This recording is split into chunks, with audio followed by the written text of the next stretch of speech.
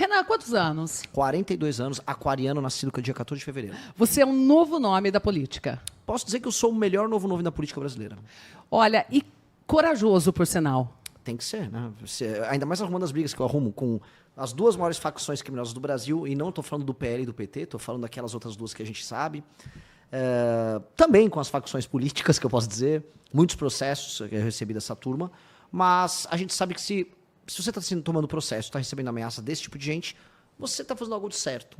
Esse é o ponto. Algo de certo nós estamos incomodando. Fazendo. Sim. Você tem certeza que vem incomodando? Afinal, o Renan já aparece em algumas pesquisas eleitorais, é isso? É isso. Na pesquisa Atlas, por exemplo, eu estou pontuando de 3% a 4% em todos os cenários, empatado com os governadores. Imagina, o Ratinho é governador do Paraná, no Minas Gerais o Zema, em Goiás o Caiado, estou empatado com eles, ultrapassando eles, numa tendência de crescimento, sendo que eu só tenho uma pré-campanha há 3 meses. Eles usam muita estrutura para poder concorrer e eu tenho umas ideias melhores do que as deles. E aí, nesse duelo, por enquanto, estou levando vantagem sobre eles. Renan, eu quero falar sobre essas ideias que você tem. Eu acho que o Brasil merece ouvir, sim, como eu já disse aqui para o Renan, quando ele chegou aqui, eu vejo o brasileiro, o eleitor brasileiro, eu não sei se você concorda comigo, mas é um eleitor que está descrente da política e muitas vezes não gosta do candidato, mas vota no candidato não gostando para o outro não entrar. Eu acho isso um absurdo. Sim. Eu acho que a gente tem que quebrar esse sistema, a gente tem que ouvir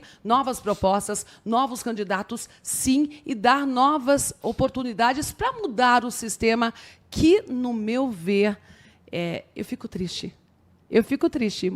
Deveria ser um ato de felicidade a gente acordar num domingo e votar, mas eu vou falar que nas últimas eleições eu fui votar triste. Eu também. Como se fosse um voto de protesto, vamos dizer assim. Eu também. Na verdade, eu fui nas últimas eleições. Na última, no segundo turno, eu votei nulo. Eu não acreditava nos candidatos e acho que os dois candidatos estavam mais interessados em encher o bolso de dinheiro e não apresentar nenhuma proposta para o Brasil. Basta ver o seguinte, no segundo turno, entre Lula e Bolsonaro, os dois ficaram brigando igual duas crianças no debate. Pareciam 2 meninos brigando. Era patético, só que eram 2 senhores com mais de 70 anos. Como é que 2 homens com mais de 70 anos se comportavam igual 2 crianças idiotas? E aí, né, o que acontece? Quando você tem 2 idiotas disputando uma eleição para presidente, e aí eles são colocados diante de adultos na esfera global, por exemplo, eles vão enfrentar o Modi, que é lá da Índia, o Donald Trump, ou qualquer grande líder do mundo, eles parecem bobos. Tanto que o Xi Jinping tratou o Lula como um bobo durante todos esses tempos. O Trump tratou o Bolsonaro também como um bobo, porque nós somos bobos. A gente elege um bobo e o bobo vai governar como um bobo. Nós pagamos um mico gigantesco internacional com as opiniões do Lula recentemente. Então, tá na hora do Brasil parar de de não se levar a sério, achar que é apenas eu sou muito engraçado, tô aqui para disputar. Ou deixa as coisas como estão. Exato. Eu tô cansado, vai ser assim, não vai resolver nada. Eu tenho essa impressão do povo brasileiro. É isso. E vira um desleixo. E aí, quando você não liga para nada e você não espera nada de si, você também não tem muitas ambições. Então, o brasileiro, ele perdeu a vontade, por exemplo, de, eu quero viver um bairro melhor. Eu quero passar um projeto de lei que resolva a parte de segurança pública. O brasileiro cansou. Ontem passou um dos projetos mais importantes do Brasil, envolvendo aumento de pena para furto, roubo e receptação. Imagina, se roubarem teu celular na rua, a pessoa vai solta no mesmo dia. Agora não. Com essa lei que passou, as penas aumentaram bastante. Só que as pessoas nem estão comentando isso, porque as pessoas meio que desistiram de melhorar o Brasil. As pessoas estão preocupadas, eu volto a repetir, em torcer pelo político A, B ou C. Pois bem, o político A, B ou C, que são esses que estão disputando o poder aí, eles são políticos velhos, muito velhos, com ideias muito velhas, e as ideias estão tão velhas que eles nem lembram mais delas. Por isso que a proposta, e eu vou dar um nome para eles, do Lula contra o Flávio Bolsonaro pelo menos eu não sou ele. E a do Flávio Bolsonaro contra o Lula, pelo menos eu não sou ele. E aí acontece o que você descreveu, que eles tentam pedir para você votar no menos pior. Dá para não votar no menos pior, dá para ter uma eleição que você vote no melhor. E Renan, ainda falando sobre esse projeto de lei, sobre a pena ficar mais grave, acontece um outro problema, o Poder Judiciário. Sim. Que está indiscreto também. Total. Então, de repente, a pessoa vai presa porque realmente roubou o celular, o sistema carcerário é frágil aqui no Brasil e o judiciário piorou. A pessoa, roubou um celular, cumpre lá a pena, tal, vai solto e está roubando de novo. Então, assim, é um sistema que tem que ser mudado no geral. Sim. E você está com essa coragem? Mas precisa ter. Olha só, o que eu proponho sobre todos esses assuntos. A gente pode falar de imposto, de roubalheira, de crime. tenta imaginar o seguinte, qual seria o seu Brasil ideal? Vamos tentar imaginar como é que seria um país sério daqui 30 anos. É um país que estaria sentando numa mesa como essa, com as maiores nações do mundo. Estaria o presidente dos Estados Unidos, da Rússia, da China, da Índia e do Brasil. O Brasil teria que ser um país importante. Tem tamanho, tem território, tem população para isso. É um Brasil que não tem mais favela. É um absurdo a gente ver um país que as pessoas moram em favelas. É um país que não tem mais crime organizado. É um país que as pessoas estão todas trabalhando. E não hoje com metade do país recebendo algum tipo de auxílio e a outra metade ralando e pagando imposto. É um país em que as ruas são limpas, em que as casas não precisam ter muros porque não vai ter ladrão tentando invadir a casa. É uma rua em que você não precisa botar insufilme no seu carro porque ninguém vai roubar a tua bolsa dentro do carro. Seria o Brasil perfeito. E não é você nem acha perfeito. que é possível? É que não é um Brasil perfeito, Mas é um você país acha que normal. é possível isso? É normal. É. Porque quando você me pergunta assim, Marielle, qual um Brasil perfeito? Sem fome, com educação, com uma saúde digna, com moradia. Sim. Não morar numa favela, por exemplo, com segurança, a gente poder sair sem medo na rua. Para mim, parece um Brasil muito distante. Exato. Que pena, que triste. E você sabe o que é mais assustador? Só que seria o básico. Seria o básico o Brasil ser assim. Sim. Agora, reparou que a gente não consegue sonhar no básico. O básico parece assim, nossa, que maluquice. Tá distante. Tá distante. Só que se você pegar um avião agora e for pro Chile, pro Uruguai ou pra Argentina, 3 países que têm seus problemas, suas dificuldades, adivinha, é praticamente assim que a gente escreveu. No Chile não tem favela. No Chile há um pouco de pobreza, mas é muito maior do que no Brasil. Não tem esses assaltos que a gente tem. O Chile é um país de terceiro mundo, assim como o Brasil, e se resolveu. Países na África estão se resolvendo. Ruanda, que era um país que nos anos 90 a gente só falava guerra civil, epidemia de doenças das mais diversas. Pois bem, Ruanda resolveu o problema dela. Ruanda, você vai para Kigali, capital da Ruanda, ela é mais limpa que as capitais brasileiras. Se Ruanda está se resolvendo, se o Vietnã, que a gente fazia piada da guerra, se resolveu, por que o Brasil não consegue? É que a elite política do Brasil, ela consegue ser pior que a elite política do Vietnã ou de Ruanda. E a gente perdeu a vontade política de resolver. Então, a gente tem que voltar a ter ambição. A minha ambição tem que ser muito grande. A minha ambição o Brasil é um dos 5 maiores países do mundo até o final desse século. E para fazer isso, eu vou ter que tornar o Brasil um país economicamente forte, com marcas famosas mundo afora. Se eu perguntar para um gringo qual é uma marca brasileira, no máximo alguém vai falar Havaianas. Talvez vai falar Havaianas. Ninguém vai falar outras marcas. Por que a gente não tem marca de roupa, marca de comida, marca de eletrônicos brasileira fazendo sucesso lá fora? A gente precisa. Um país sério tem que ter. Sim. Por que a gente... os gringos hoje não têm respeito pelo Brasil porque o Brasil não tem armas para se defender. Se os Estados Unidos quiser derrubar o governo brasileiro, igual ele derrubou o da Venezuela, ou do Irã, ele derruba a gente num estalo de dedo. Hoje, o Comando Vermelho controla áreas inteiras do território brasileiro. Então, nós somos fracos. Nós somos um país fraco, que não consegue se proteger de fora nem de dentro. Nós somos um país que não consegue pagar as próprias contas. Está todo endividado, a dívida está aumentando e a gente só gasta com besteira. Nós somos um país com desigualdade regional bizarra. As pessoas no Nordeste estão muito pobres. As pessoas no Norte estão migrando para o Sul. Como resolver isso? Então, se você olhar o Brasil ideal para 2030, eu penso assim, bom, para daqui 30 anos, desculpa, para 2056, vamos pensar, o que eu vou fazer daqui até 2056 para entregar esse país? E foi o que nós fizemos com o nosso partido. A gente montou um partido com um plano, chama Livro Amarelo, e aí montamos um plano de ação para o Brasil ser esse país que a gente quer até 2036. Já tem esses planos? Já tem. São 6 livros que nós montamos, e nós vendemos esse livro para as pessoas compraram esse livro, e com o dinheiro da venda do livro a gente montou nosso partido. E o brasileiro tem que ler, né? Tem que ler mais, inclusive, porque Sim. falta isso, Renan. Sim. Você falou do partido, aliás, eu iria começar a entrevista falando sobre o partido. O partido foi criado recentemente, como você falou, mas vem do movimento criado por você e uma outra pessoa, um outro fundador. O Kim Kataguiri, deputado. Que é deputado.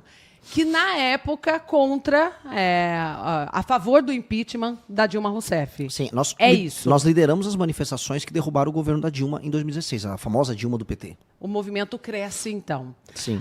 Naquele momento, você já estava planejando essa trajetória para chegar até aqui, hoje, em 2026, e estar aqui sentado como pré-candidato à presidência? Grande pergunta, hein? Isso é uma pergunta jornalística. Eu nunca... eu sempre imaginei que eu ia mudar o Brasil de alguma maneira. Mas eu não pensava em ser presidente da República para isso. Eu achava que sendo um ativista nas ruas eu ia poder pressionar as pessoas e pressionar as autoridades iam ceder para a pressão popular e ia fazer o certo. Até que um belo dia eu percebi que as pessoas que estavam na rua comigo cobrando os políticos corruptos começaram a se apaixonar pelos próprios políticos corruptos. Então quem estava comigo falando, olha... Dentro do movimento? Não só no movimento, nas ruas. Tá. A gente levou milhões de brasileiros para as ruas pelo Fora Dilma. O que aconteceu? Anos depois, essas mesmas pessoas que saíram comigo nas ruas falaram, eu era contra a corrupção, mas se a corrupção for do Flávio Bolsonaro, eu aceito. Se a corrupção for do Valdemar da Costa Neto, eu aceito, porque eles não são corruptos. Isso é mentira da esquerda, da imprensa.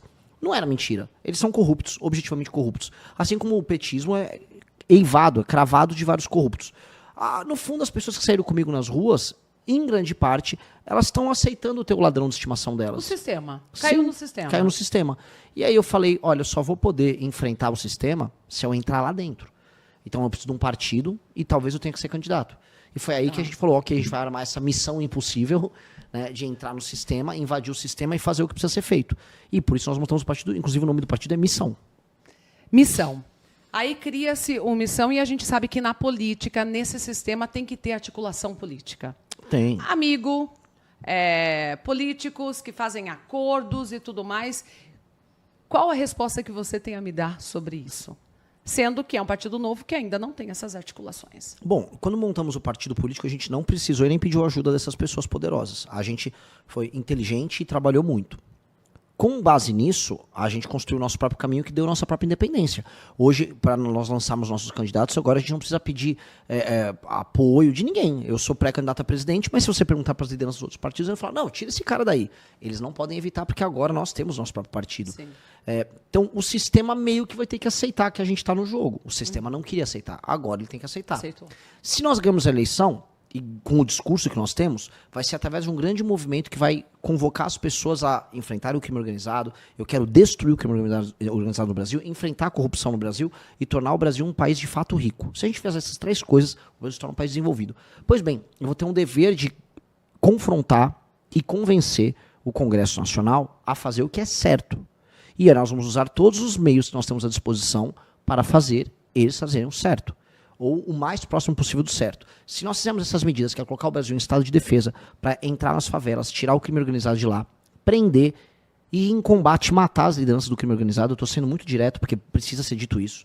Se nós passarmos uma reforma que mexa nos privilégios que estão no setor público, para você poder diminuir imposto, para que os produtos fiquem mais baratos para as pessoas, e se no final a gente fizer uma grande reforma administrativa, diminuir o número de municípios, fazer uma administração racional do dinheiro público, vai sobrar tanto dinheiro que os juros abaixam, impostos abaixam, e o Brasil começa a crescer. Diminuir o número de municípios? Como assim? Sim. O Brasil tem mais de 5 mil municípios. Sim. Grande parte desses municípios, eles não se sustentam. Vou dar um exemplo. Tem um município que chama Grajaú, que fica no Maranhão. Esse município, ele é muito pequeno, muito pobre. Os índices de desenvolvimento humano, ou seja, a qualidade de vida ali, ela é similar à de um país da África subsaariana. Muito baixa. E quem paga a conta de lá é tudo governo federal. Não existe essa coisa chamada governo federal. Esse dinheiro, no fundo, vem, na verdade, de outras cidades que se pagam. Por exemplo, Campinas. Está em Campinas, o dinheiro sai de Campinas e vai para Grajaú, no Maranhão. O prefeito de Grajaú, no Maranhão, não se importa se a educação melhora, se o saneamento básico melhora, se nada melhora. Ele contratou, na verdade, um show da MC Melody por R$300 mil nessa cidade, paupérrima. A cidade é muito pobre. Para ele, se ele contrata o show da MC Melody, isso tem um efeito político bom porque ele se reelege. E ele não precisa, na verdade, prestar conta para as pessoas se ele entregou um serviço bom. Esse município não deveria existir. Não que eu vou passar um trator no município, mas nós vamos juntar ele com outros municípios ao redor e vamos criar um município só. Vai custar muito menos. Distrito. Como se fosse um distrito. Voltar a ter distritos. Exatamente. Como sempre foi. Exato. E aí, esse distrito muito maior, em vez de a gente ter, por exemplo, 50 vereadores, vai ter 9 vereadores. Vai ter um prefeito, vai ter uma secretaria de educação, uma secretaria de saúde. E o uso desse dinheiro vai ter que ser racionalizado. Ou seja, olha, vai receber o dinheiro, ele tem que ser bem aplicado, senão o prefeito dessa cidade maior, esse distrito, perde os direitos políticos. O que a gente está propondo é, se o prefeito não é um bom prefeito, não adianta a gente achar que a população vai avaliar. Eu falo isso aqui olhando para a câmera. A população, na maior parte dos lugares, não sabe avaliar os políticos. A população, um político vai, oferece R$500 e compra o voto dela. É verdade. Precisa de educação. É verdade. A população não só não tem educação, como ela acha legal trocar voto por dinheiro. Na maior parte dos lugares mais pobres. Então, para melhorar a vida dessas pessoas, nós vamos instituir a seguinte regra. Se o prefeito não melhorou o saneamento básico, vamos dar um exemplo. Tem cidade no Nordeste que não tem nada de saneamento básico. Se ele continuar nos 4 anos de mandato com nada de saneamento básico, ele não pode concorrer. Ele perdeu o direito político. Porque ele não cumpriu a função. Ele está ganhando dinheiro lá com o prefeito para fazer o quê? A gente sabe o que ele está fazendo. Ele está roubando dinheiro. Só que esse dinheiro que ele está roubando não é da cidade. Esse dinheiro que está roubando se ele estava em Grajaú, no Maranhão, é de Campinas, é de São Paulo, é de Joinville, em Santa Catarina. Esse dinheiro é do povo. É do povo de outros lugares. E o povo está sendo roubado. Aí sabe quando o povo percebe que está caro isso aqui? Quando ele vai comprar um celular e